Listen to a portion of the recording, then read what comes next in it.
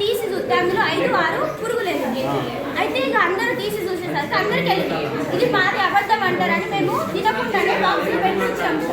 అయితే మేడంని హాస్పిటల్కి 108కి కాల్ చేయండి మేడం అని చెప్తే మేడం అంటే పరుగు పోతుంది అని అందరికి ఒక్కొక్క ఇంజక్షన్ వేసి ఒక్కొక్క టాబ్లెట్ వేసింది. మేడంకి 7:30కి కాల్ చేసి 10కి వచ్చింది.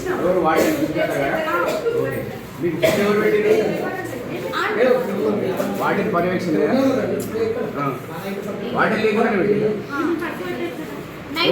పెట్టిల్లు కర్రీ మిల్ మేకర్ అందరం తిన్నాం. పప్పు కూడా మిక్సీ 2 వేరు తిన్నాము. కథం లాస్ట్ మినిట్లో అందరికి పురుగులు కనిపించినాయి. పాపం అందరు చెల్లెలు అందరు పారేసిల్లు.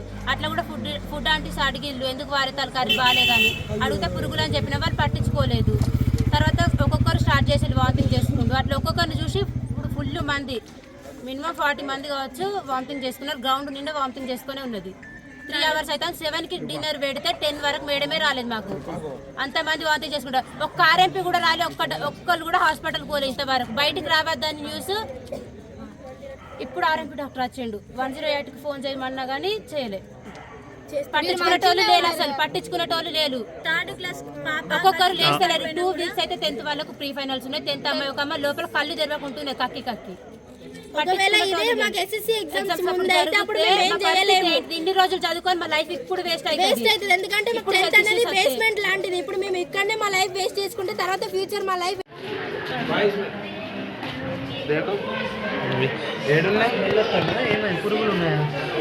పురుగులు లైట్ పెట్టరా బాబు. అరే మంచిగా పెట్టరా. అయితే మా పరిస్థితి ఏంటి అసలు పట్టించుకున్నట్టు లేదు. అసలు